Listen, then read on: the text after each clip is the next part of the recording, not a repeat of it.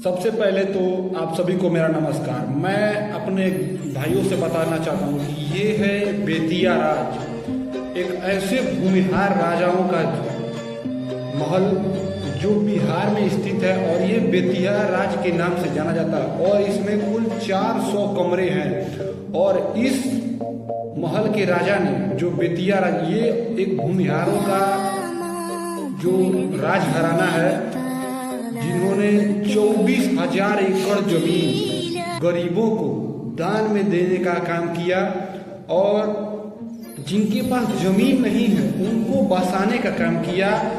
इन्होंने एक तरह से बहुत बढ़िया और बहुत उच्च स्तर पे काम किया, जिसकी वजह से हजारों लाखों परिवार को जमीन मिली और कहीं ना कहीं हजारों लाखों परिवार आज उनको बहुत आशीर्वाद और शुभकामनाएं देते हैं।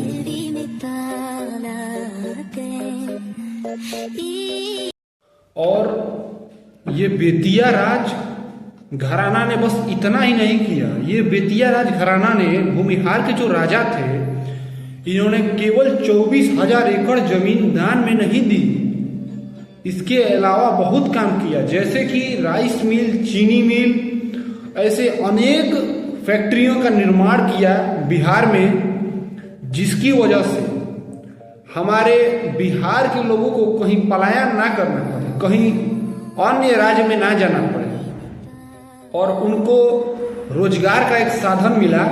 लेकिन ये रोजगार का साधन कब खत्म हो गया? जब 1900 कुछ की बातें हैं, 1980 75 ऐसे ही कुछ की बातें हैं, जब जब लालू यादव जब बिहार के मुख्यमंत्री बने, उस टाइम चीनी मिलों को बंद कर दिया गया, फैक्ट्रियों को बंद कर दिया गया। क्यों बंद कर दिया गया? क्योंकि जो गरीब आदमी है वो कमाए ना, उसके घर पैसा ना आए और वो दूसरे पर निर्भर रहे। लालू यादव ये चाहते थे, ये सच्चाई है और मैं कोई भड़काऊ बयान नहीं देता हूं किसी नेताओं की तरह। नेता बनना भारत में तो हर कोई नेता है, वो तो एक अलग चीज है।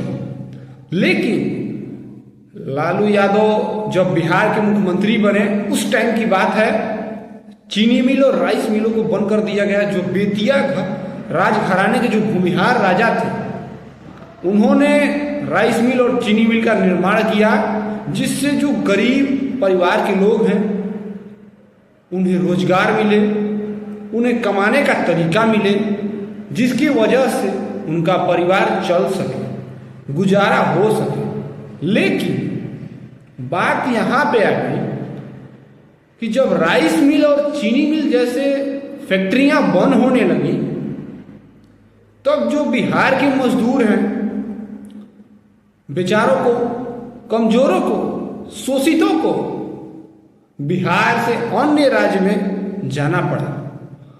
यह बहुत दुखद समाचार था उस टाइम का। लेकिन अब कहीं ना कहीं जाके बिहार के जो नेता हैं वो इस चीज को समझ रहे हैं कि नहीं, बिहार के जो लोग हैं, आखिर में बिहार के लोग जब वोटिंग करते हैं तब कहीं ना कहीं जाके आज हमारे बिहार में भाजपा हो या फिर आरजेडी हो, किसी का भी पार्टी से कोई विधायक या सांसद बनता है।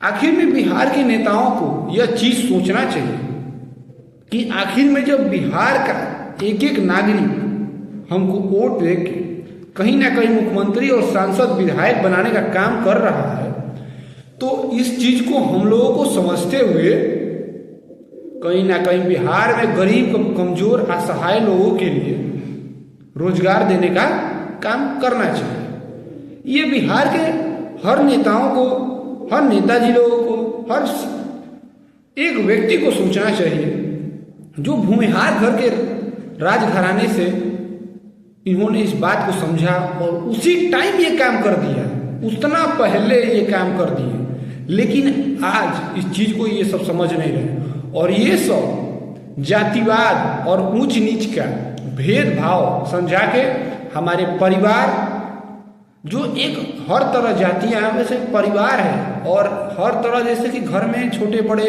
बुजुर्ग लोग रहते हैं वैसे ही देश में हर तरह की जातियाँ रहती हैं एक परिवार की तरह, और इन सब को लड़ाने का काम किया जा रहा है। इस चीज़ को समझना चाहिए मेरे भाइयों को, मेरे देशवासियों को, और मैं नेताजी लोगों से खास करके ये निवेदन करूँगा कि रोजगार देने का काम करिए, शिक्षा देने का काम करिए, और मेडिकल की बढ़िया से बढ़िया सुविधा देने का काम करिए।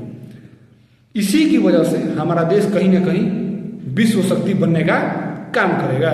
प्रणाम। मैं शेरा आप सभी को प्रणाम करता हूँ, इसी वाणी को लगान देता हूँ। जय भारत।